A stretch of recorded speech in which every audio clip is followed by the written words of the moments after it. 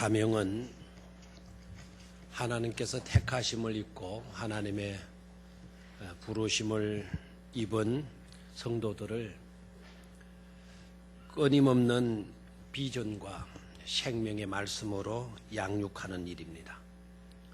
하나님께서 주신 비전을 여러분들의 가슴 속에 심어주고 살아있는 생명의 말씀으로 여러분들을 양육하는 일들뿐만 아니라 사랑으로 기도로 돌보는 돌봄의 사역입니다. 그런 거로 목회는 하나님께서 주시는 비전과 말씀과 양육과 아름다운 돌봄을 통해서 하나님께서 기뻐하실 좀 더 나은 삶으로 이끄는 성스러운 작업이라 이렇게 정의할 수가 있겠습니다. 하나님께서 기뻐하실 좀 더 나은 삶으로 이끄는 성스러운 작업이 바로 목회가 되겠습니다. 하고 보면 얼마나 목회라는 것이 두렵고 떨리는 일인지, 그리고 얼마나 소중하고 의미 있는 중요한 일인지를 우리는 짐작할 수가 있을 것입니다. 그러나 그럼에도 불구하고 많고 많은 여러 일들 가운데서 목회만큼 행복한 사역은 없습니다. 목회만큼 가치 있는 일도 없고요, 목회만큼 아름다운 일도 없습니다. 오늘은 읽은 본문 말씀을 통해서 목회에서 그토록 추구하는 진정한 좀 더 나은 삶으로 나아가는 데 있어서 반드시 나타나야 할 세 가지 현상, 즉 3대 변화에 대해서 살펴보도록 하겠습니다. 성령님의 도우심이 우리들 가운데 함께 하셔서 큰 은혜 받는 시간이 되시기를 주의 이름으로 축원합니다. 하나님께서 기뻐하실 좀 더 나은 삶으로 나아가는 첫 번째 현상, 그 첫 번째 현상은 있음에서 흐름입니다. 한번 따라 하십시오. 있음에서 흐름으로. 오늘 읽은 4절 말씀, 우리가 4절 말씀, 한 시내가 있어 나뉘어 흘러 하나님의 성 곧 지존하시는 이의 성소를 기쁘게 하도다 그랬어요. 여기서 우리가 놓치지 말고 눈여겨보아야 할 중요한 단어 두 가지가 있어요. 하나는 있어와 하나는 흘러입니다. 오늘 제 설교를 듣지 않았을 때에는 한 시내가 있어 나뉘어 흘러 쉽게 지나쳤다 하더라도 이 설교를 듣고 난 이후에는 한 시내가 있어 나뉘어 흘러 이 부분을 그냥 의미 없이 스쳐 지나가서는 안 돼요. 이 부분을 읽을 때 가슴이 찡해 와야 돼요. 가슴 뭉클한 그런 감격을 느낄 수 있어야 하겠습니다. 자, 한 시내가 있어. 중요한 말인데요. 한 시내가 있어라고 했을 때 그 있는 것이 뭐냐? 한 시내가 있어 그랬는데 한 시내가 뭐냐? 그것은 하나님의 사랑이에요. 하나님의 능력을 지칭해요. 하나님의 생명을 말씀하고 있어요. 그리고 하나님께서 베풀어 주시는 복을 말하고 있어요. 그리고 하나님의 사랑, 하나님의 능력, 하나님의 생명, 하나님이 주시는 복, 이 모든 것을 우리가 일컬어서 은혜라고 한다면 한 시내가 있어라고 하는 이 부분은 하나님의 은혜가 있어라고 하는 말이 되는 겁니다. 우리에게 있어서 한 시내가 있다. 이 한 시내가 있다라는 것은 그러기 때문에 온 인류의 기쁨이 되는 것이고 희망이 되는 일인 줄로 믿습니다. 또한 한 시내가 있어 나뉘어 흘러 이렇게 말씀을 하고 있죠. 있음에서 흐름으로 나아가고 있는 것을 보게 돼요. 그냥 있음으로만 있는 것이 아니라 나뉘어 흐른다라는 거예요. 나뉘어 흐른다. 여러분 지난 시간에도 말씀을 드렸지만 은혜란 뭘까요? 값없이 주어지는 것이라 그래서요. 그런데 그 은혜는 정적인 것이 아니라 동적인 것이다. 가만히 있는 것이 아니라 움직이는 것이다. 그래서요. 저와 여러분들에게 은혜가 임하였다면 그 은혜는 내 가슴 속에 가만히 자리만 잡고 있는 것이 아니라 그 은혜는 내 마음 속에서 내 심령 속에서 움직이는 역사하는 힘을 가지고 있다라는 거예요. 그래서 은혜를 받게 되면 나만 기쁘고 나만 행복하고 나만 즐겁고 나만 감사하는 그런 수준에 멈추는 것이 아니죠. 내가 은혜 받게 되면 은혜가 계속해서 움직이는 것이기 때문에 내가 은혜 받게 되면 내 주변의 사람들도 은혜를 받게 되는 것입니다. 우리 교회가 은혜의 성전이 되어진다면 우리 교회에 나오는 성도 여러분들만 기쁘고 행복한 것이 아니라 은혜 받은 성도님 여러분들 때문에 우리 교회 때문에 이 지역도 은혜를 입게 된다는 사실이에요. 은혜는 가만히 있는 것이 아니라 역사하는 움직이는 것이기 때문에 그렇죠. 또한 은혜는 구경을 위해 있는 것이 아니라 우리 가운데 실제적으로 임하는 것입니다.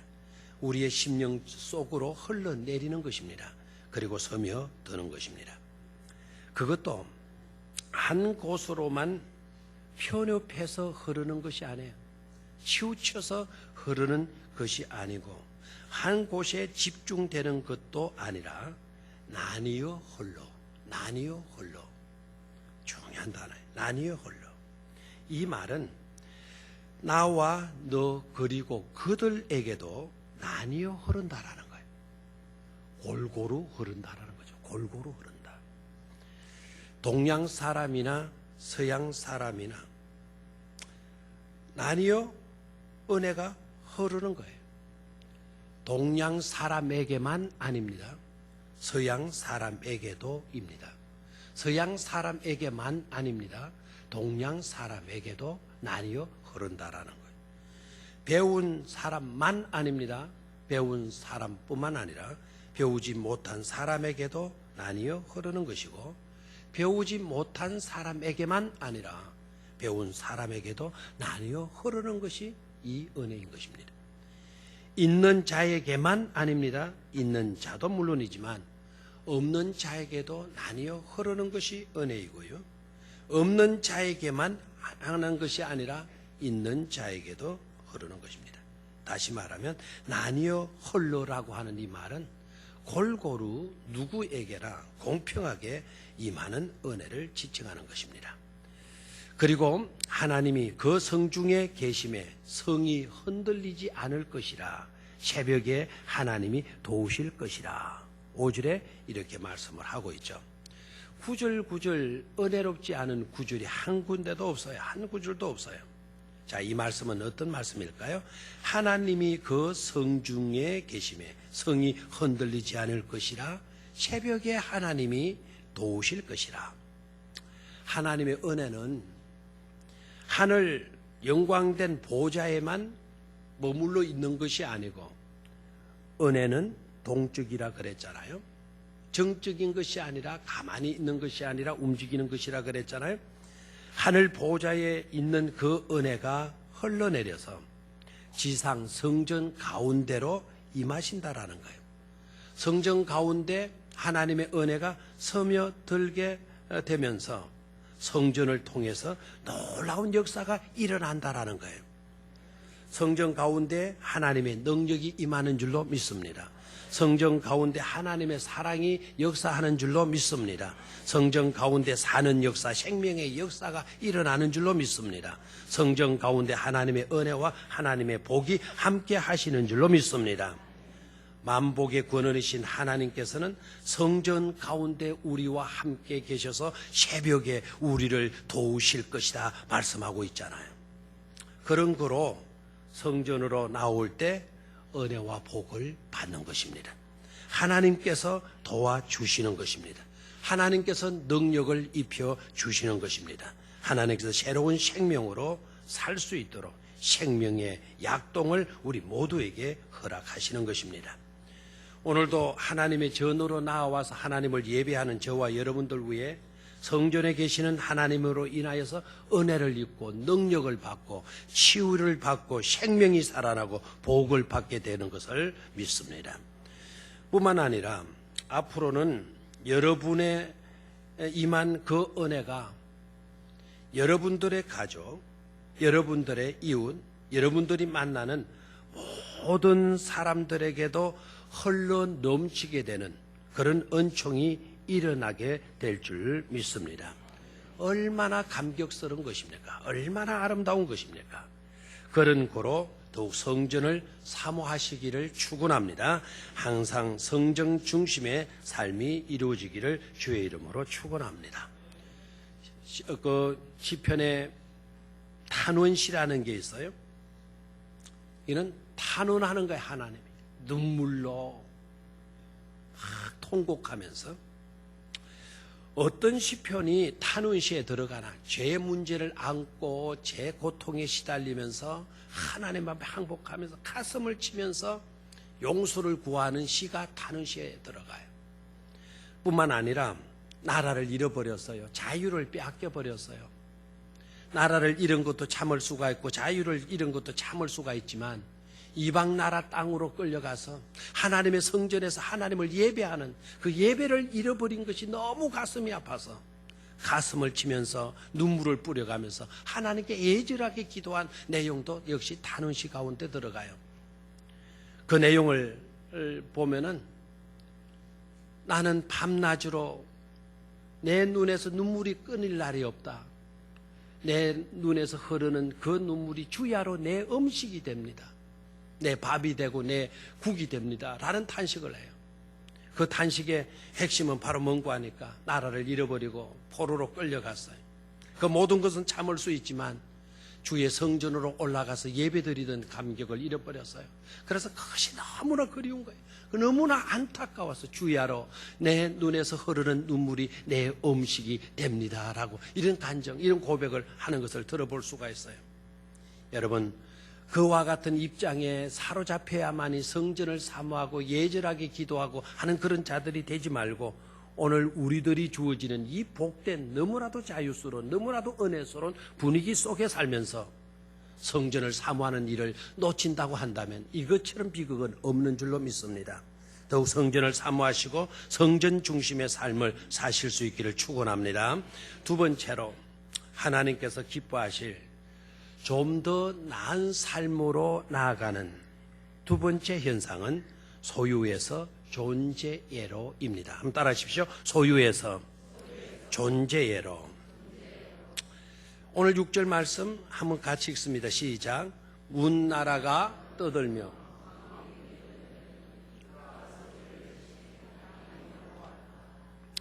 문나라가 떠든다. 왕국이 흔들린다. 이 말씀을 묵상하면은요, 깊이 묵상하면 이 세상의 실상을 우리가 그려볼 수가 있어요. 이 세상의 실태가 어떠한가? 소유지향적이라는 거예요. 소유지향적이라는 거예요. 문나라가 왜 떠듭니까? 왕국이 왜 흔들립니까? 왜 사람들이 다툽니까? 그것은 땅을 차지하려고 하는 것이죠. 좀 더 많은 소유를 위해서 싸우고 심지어 전쟁도 하고 다투고 지나치도록 욕심을 부려서 죽이기도 하고, 그러니까 문나라가 떠드는 이유가, 왕국이 흔들리는 이유가 다른 데 있지 않아요. 나라들마다, 민족들마다, 사람들마다 탐욕에 사로잡혀서 그래요. 우리 독도에 우리 땅의 문제를 두고 일본 사람들이 자꾸 자기 땅이라고 주장하는 일 때문에 갈등이 오잖아요. 중국 영토자, 일본 영토자 하는 것 때문에 일본이 그것을 가지고 또 개인으로 팔아치운 일도 지금 중국과 일본이 지금 전쟁이 일어날 수도 있을 예측되어질 수 있는 그런 요인이 된다라는 뉴스도 나오고 있잖아요. 다 뭡니까? 소유 지향적인 삶의 실태를 우리에게 보여주고 있는 것이죠. 그런데 성경은 뭐라고 그러나요? 땅이 녹았도다. 그래서 땅이 녹았도다. 우리가 추구하는 그 모든 것들은 사라지고 없게 된다라는 거예요. 항무지가 될 것들인데, 녹아지고 없어질 것들인데, 그런데 사람들은 그런 것에 사로잡히고 그런 것에 매여서 목숨을 걸기도 하고 다투기도 하고 싸움질도 하고 울고 불고 야단들을 한다라는 거예요. 결국 녹아질 것인데, 결국 황무지가 되고 말 것인데, 결국 꺾이고 끊어지고 말 것들인데, 그것을 알면서도 끊지 못하는 거예요. 알면서도 끊지 못하는 거. 그게 바로 중독 증세 아닙니까? 어제 또 바자회를 마치고 난 뒤에 어떤 이상한 분이 왔어요. 모자를 쓰고 청바지, 무릎 나온 청바지, 허벅지 나온 청바지, 그거 떡 입고 무슨 검은 겨울에 입는 외투 같은 거를 걸치고 몇 분들을 만나는 것 같아요. 계속 교회 앞으로 왔다 갔다 해요. 그리고 제가 다른 분하고 주차장에 이야기를 하고 있었더니 저한테 접근을 해오더니 약간 소름이 끼쳐서요. 이상한 꼭 왜 막 사람 죽이고 현장 검증할 때 왜 막 모자 디비시고 나가는 그런 모습. 영락없이 그 모습에 저한테 접근을 하길래 약간 소름이 끼쳐서 안 오기를 바라고 내가 도망을 칠까 하는 생각도 들기도 했는데 아니가 들을까. 뭐 좀 말씀 좀 드려도 되겠습니까? 이야기 중에 죄송하지만 그래서 뭐 이래요. 자꾸 썼던 챙 있는 모자를 눌러 쓰기도 하고 그래서 말씀을 하시라고 그랬더니 모자를 챙을 내리길래 챙을 내리지 마시고 대화를 나누고 싶으면 눈을 서로 마주치는 것도 좋을 것 같은데 눈을 마주치면서 이야기를 하시죠.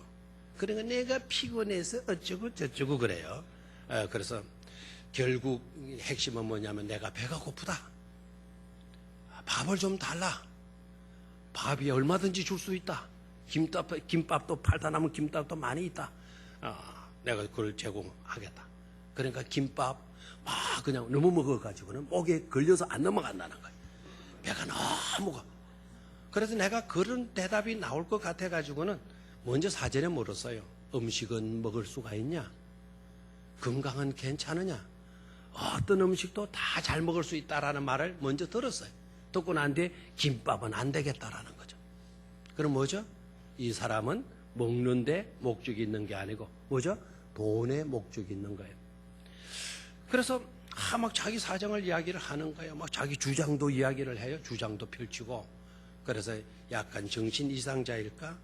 내가 한 발자국 더 다가가서 입에서 술 냄새가 나나? 음주를 했나? 막 이런 생각으로.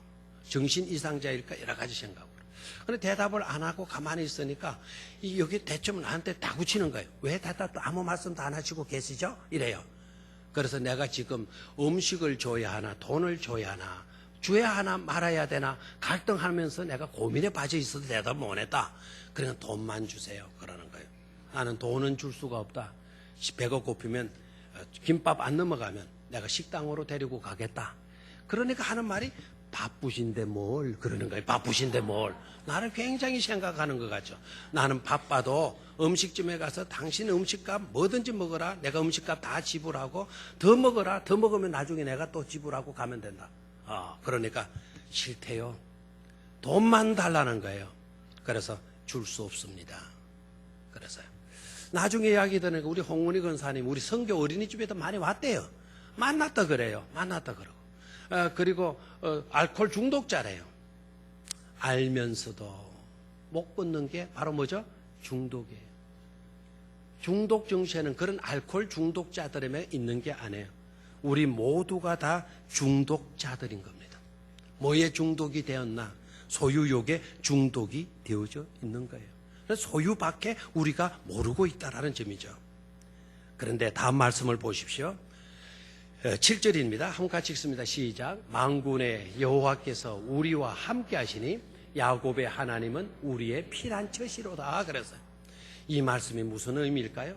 만군의 여호와께서 누구와 함께 하시니 우리와 함께 하시니 축소하면 나와 함께 하시니 야곱의 하나님은 곧 우리의 뭐라고요? 피난처, 우리의 산성이시로다라는 거예요.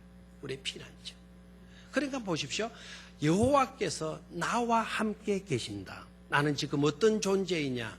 소유욕에 중독이 되어져서 소유지향적인 삶을 추구하는 내가 아니라 하나님과 함께하는 나, 하나님 앞에 존재하고 있는 나, 하나님 산성 속에 피난처가 되시는 하나님 속에 거하고 있는 나라는 것을 우리에게 밝혀주고 있죠. 이것은 곧 존재 지향적인 믿음의 사람들의 현상을 우리에게 말해주고 있는 것입니다.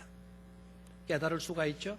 그렇다고 한다면 두 번째, 우리 성도님들의 삶, 좀 더 나은 삶으로 나아가는 우리들에게 있어 반드시 나타나야 될 현상은 바로 뭐냐?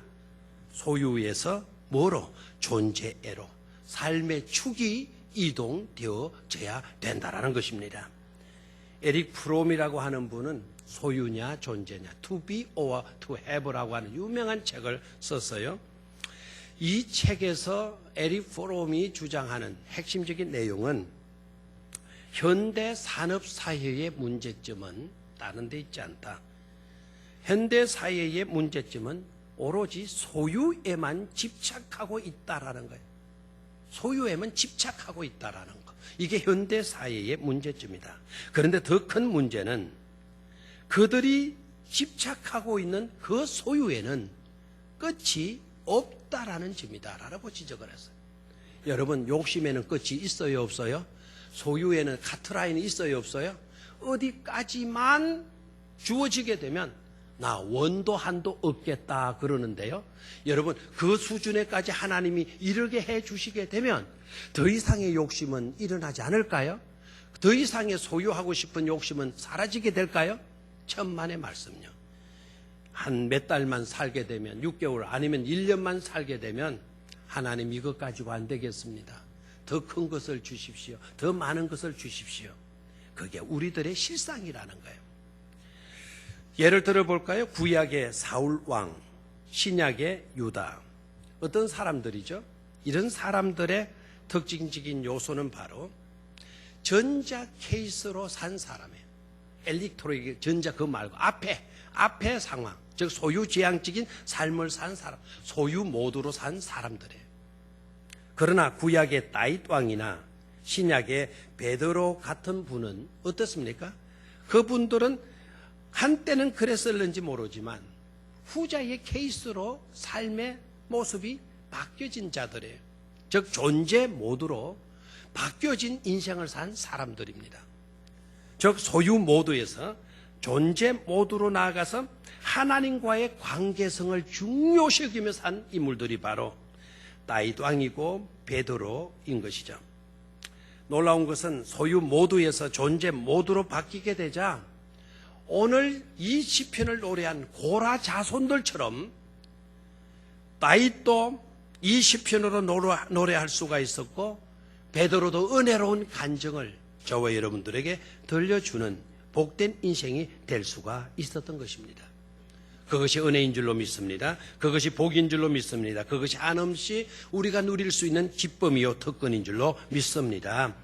그러기에 저와 여러분들의 앞으로의 삶도 후일을 웃을 수 있는 삶으로 전환되어져야 될 줄로 믿습니다. 노래하는 인생으로 바뀌어져야 될 줄로 믿습니다. 그러기 위해서 우리의 모드를 바꿔야 돼요. 존재, 소유 모드에서 어떤 모드로? 존재 모드로 우리의 존재 모드가 바뀌어져야 합니다. 이것을 잊지 마시기를 주의 이름으로 축원합니다. 마지막 세 번째로 하나님께서 기뻐하실 좀 더 나은 삶으로 나아가는 세 번째 현상은 받음에서 관리애로예요. 한번 따라 하십시오. 받음에서 관리애로. 오늘 10절 말씀입니다. 같이 읽습니다. 시작. 너희는 가만히 있어 내가 하나님 됨을 알지어다. 내가 문 나라 중에서 높임을 받으리라. 내가 세계 중에서 높임을 받으리라 하시도다. 아멘.